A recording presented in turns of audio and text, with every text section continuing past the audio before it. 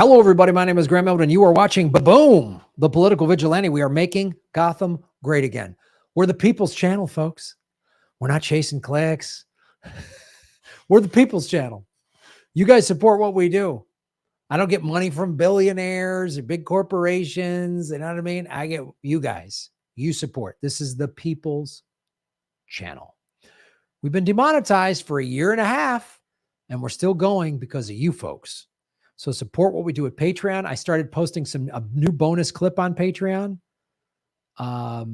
Early access to the podcast and all this great stuff on Patreon. You get all of the live streams and the archives because once the live stream's over, they get taken off of YouTube. So there's a lot of good stuff on Patreon.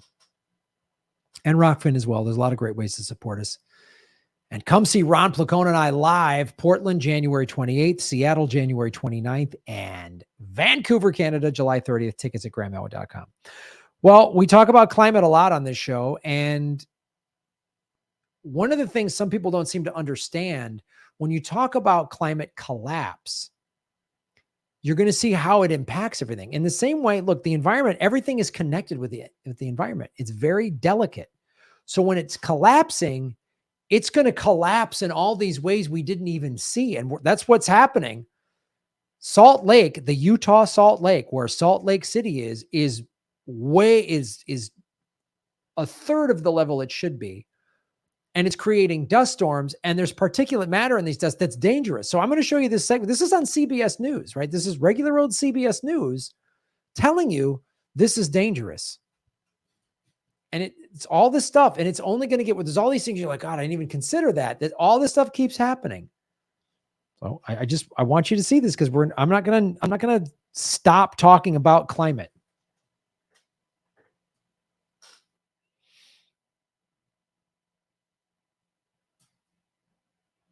Utah's Great Salt Lake is shrinking, and kayaker Brian Footen runs a company called Earth Views, and it's documenting its demise. He tells CBS News he uses a 360-degree camera so anyone can see what's left. So 30 years ago, we would have been over there along the side of the mountain, and there would have been a shoreline, actually, not a lake bed.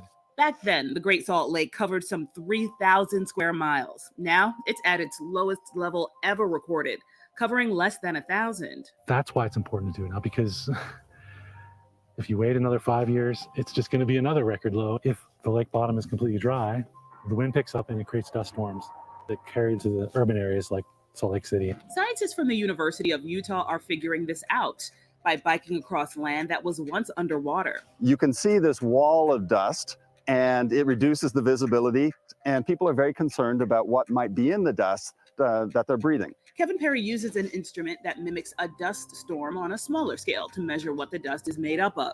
His research led him to find the dust raises some serious health concerns for the millions who live near Salt Lake City.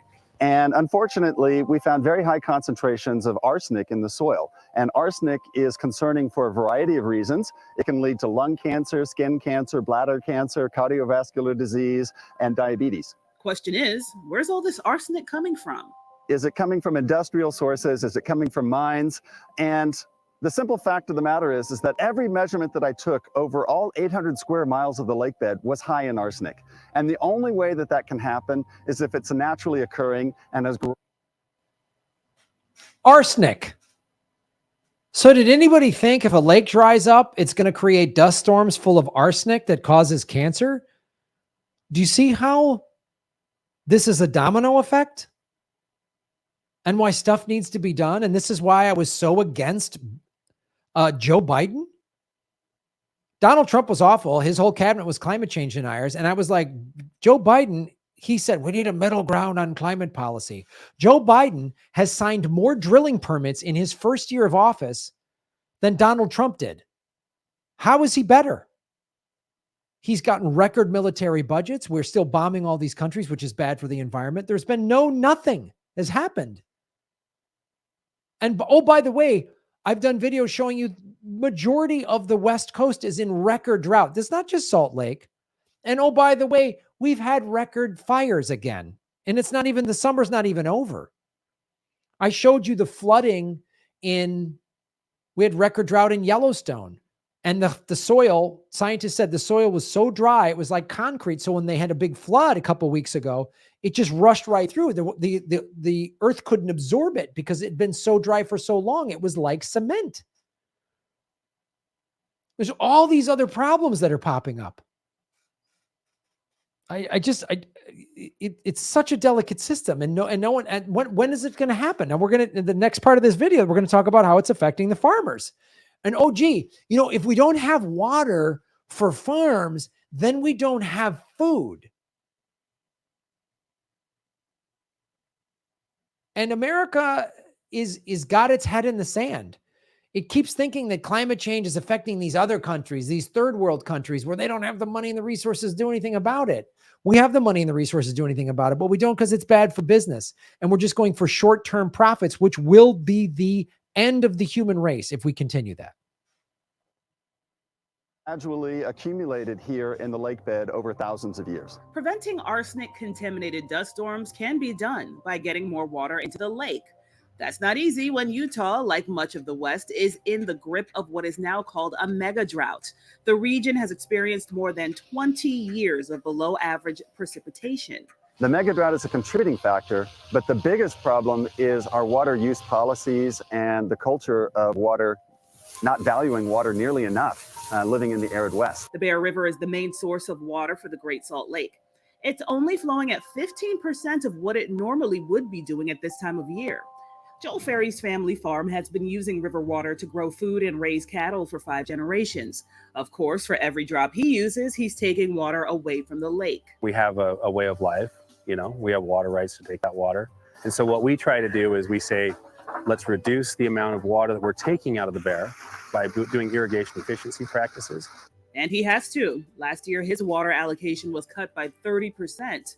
Ferry installed some drip irrigation for some of his crops. So what we're doing is really utilizing the water that we have in a more efficient way to make sure that there's enough to go around. That's tough as more people move to the Salt Lake City area. Some municipalities even require homeowners plant and maintain grass lawns. There's not a lot of economic value derived from that. It makes people feel good to have a green lawn. We're not the countryside of England. We're the West. Utah is the second driest state in the country, and we need to probably act like we are. So Ferry is starting a new gig that will help with that. The governor has asked me to serve as the executive director of the Department of Natural Resources. It's what oversees all water rights, water resources for the state, wildlife resources, outdoor recreation, all of these things. I'll be the boss. As he tackles how to get Utah's residents and businesses alike to get on board with water conservation. We're creative. We settled the desert. We can make this work. For Inside Edition Digital, I'm Stephanie Officer. Okay, so that's I'm good they're trying to find solutions, but this is part of the problem too, is this American individualism and I want me and my rights, and well, I want a nice green lawn. Do you want a nice green lawn or do you want food? This I went to college in Arizona and most of the people there, they got rid of their lawns because there's not enough water. And that needs to happen in most of these Western states. It needs to happen in California. It needs to happen in Utah, Arizona, Nevada. You can't have a nice green lawn. The city of Los Angeles for a while was giving you money to put in one of these AstroTurf lawns, which is basically just field turf is like old tires. So it's repurposing tires and they're cheaper to maintain. You don't have to water them. It saves your water bill. It's and I know some people that did that, but that's what it's going to take. I mean, we're going to get to this point of do you want to water your lawn or do you want farmers to be able to grow food for you and your family? I mean, it's going to come down to that. Oh, I want my kids to play. Well, then get the turf. And the government's going to have to come in and finance that because we can't do this. We can't just I want everything. You don't get everything you want. This whole I get everything. I remember my dad talking when he was a kid. He was born in the 30s, right? And he would say, Graham, when I was a kid, we never had fresh vegetables and fruit in the winter.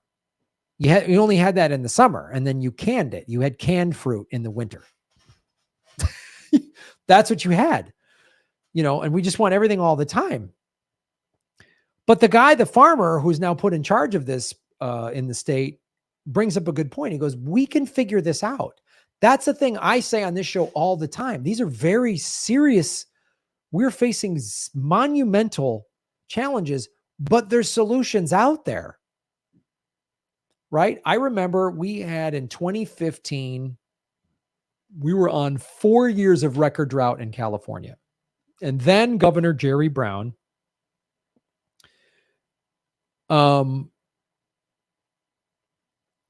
implemented all these things to save water.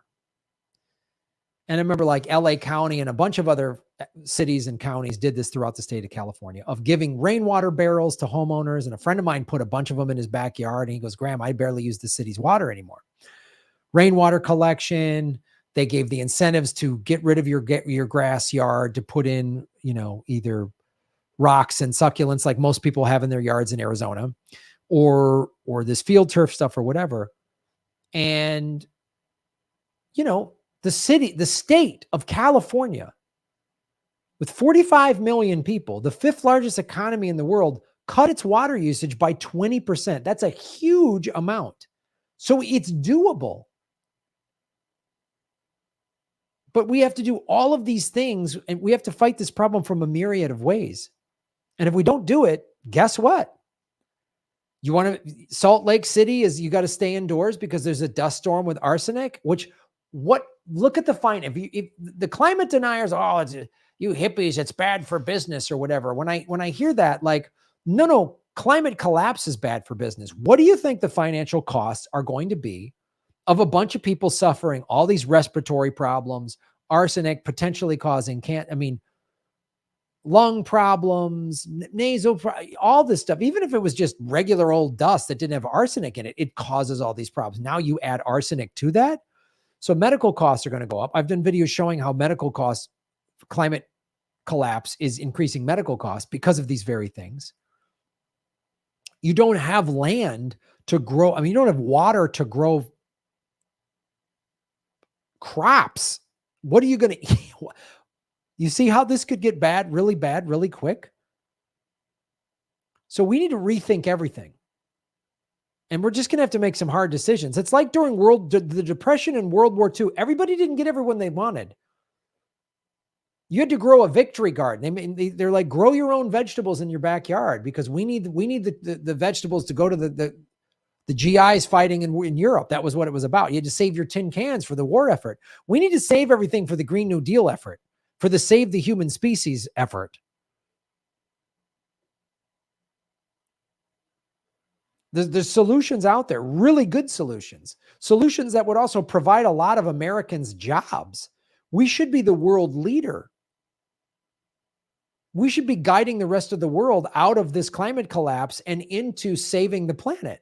We could be doing that, but it's hard when we outspend the next 12 countries combined on military. It's hard when we're in a proxy war in Ukraine and we just sent them however many billions of dollars to fight Russia, a war that I don't like what Putin is doing. I'm against his invasion. I'm against this war, but we helped push him into it. This notion that everyone was just sitting there having a picnic and then Putin went crazy is nuts. It's bullshit. It's complete nonsense. We've been moving NATO bases closer and closer to Russia, and Putin's been saying, don't move them closer, don't move them closer, but it's good for business. The military-industrial complex, as Eisenhower warned us against, is the problem. The number one polluter in the world is the United States military. So when we spend all this money on endless wars and endless military, look at the $3.5 trillion we wasted by 4 presidents from both political parties in 20 years in Afghanistan. And what did we accomplish? We replaced the Taliban with the Taliban. What if that money was used in a Green New Deal?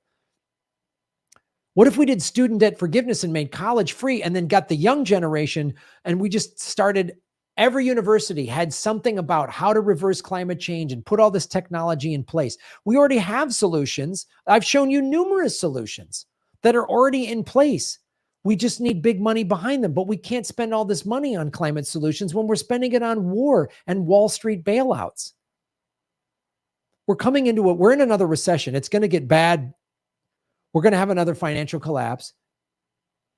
And the Democrats and Republicans will bail out Wall Street because that's who got them all elected. It wasn't you and me. It was Wall Street. The lobbyists will be taken care of. No one's ever asked, how are we going to pay for this war? How are we going to pay for this money to Ukraine? How are we going to pay for all the bombing of Iraq, Afghanistan? How are we going to pay for it? Nobody ever asked. How are we going to pay for the global war on terror? Nobody ever asked for that. When we say Medicare for all, how are we going to pay for that? Green New Deal, how are we going to pay for that? The good stuff that we need to survive, that we can't seem to find money for, but the bombing and the destruction of the planet so that a handful of greedy idiots can ride around in private jets on a planet that's on fire, and they're hoping they're just going to build a rocket ship from Elon Musk or one of those other dipshit billionaires, and they're going to just fly on out of here while we all die? No. The solutions are there. You have to demand this, folks. And I'm so sick of hearing stupid debates. I watched that show, The Rising. I don't even watch anymore. They're debating like, oh, is it okay to dead name a transgender person and pronouns? Like, what? We're on the brink of World War III. America is in the early stages of a civil war. Not will a civil war happen. We're in the early stages of a civil war, which will only get exacerbated with a financial collapse. Oh, and by the way, the earth is collapsing and we're facing extinction. So let's focus on not getting extinct before we argue about names and pronouns. Call yourself whatever you want to call yourself. I don't care. You tell me to call you this name instead. You used to call me that name. Fine. I'll try to remember it. If I screw up, my bad. I don't want to hear. Like, what is The Rising doing? Who's on that show? What are they doing now? Just arguing. They sound like a TMZ. Is that a real news network? What's next? Like who Kim Kardashian's dating? I don't care what tattooed celebrity moron is dating another moron celebrity. I don't care. I want solutions so that my nieces and nephews don't die before their 50th birthday because this earth is uninhabitable. Call me crazy, call me a reactionary, but we need solutions to climate collapse. We are in climate collapse.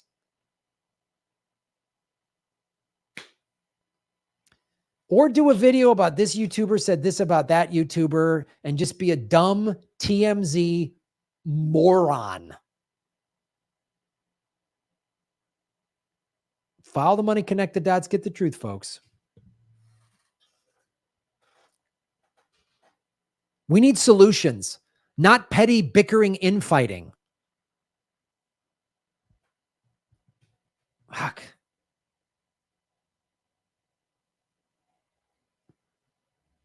No, you know what? Let's go back and argue mandates. Those are over, but let's keep arguing them. Yeah, let's keep doing that. I mean, sure, climate change could kill us all, but mandates? Oh my God, there's a mandate. There's mandates. Did you hear what Dr. Malone said? Mandates. Okay, cool. Yeah. You're going to breathe in arsenic.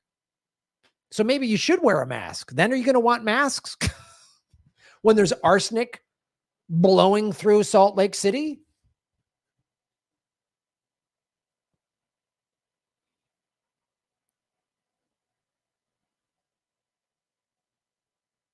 I mean, I'm even like, I see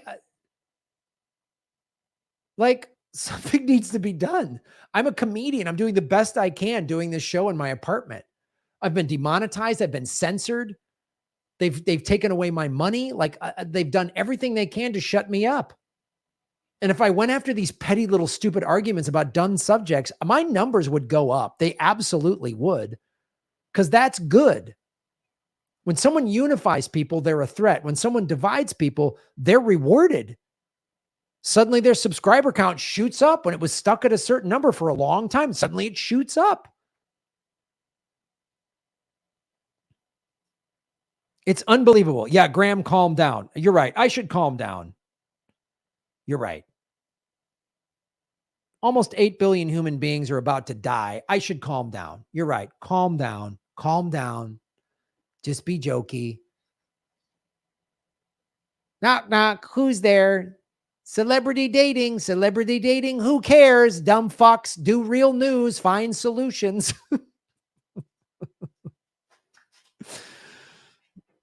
So, you know, pay attention.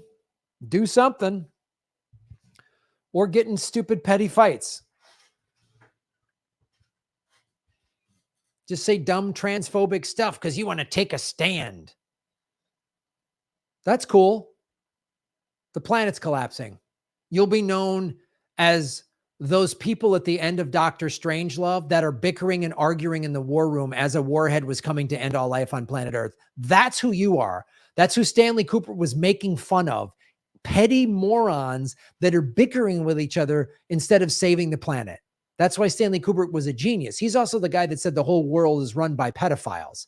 Another thing I focused on this show, which has cost me money and clicks and likes and subscribers and everything else. Tucker Carlson's a climate denier. I'll punch that rich kid in his stupid face. And I'll do it with shaved fucking knuckles. Boom.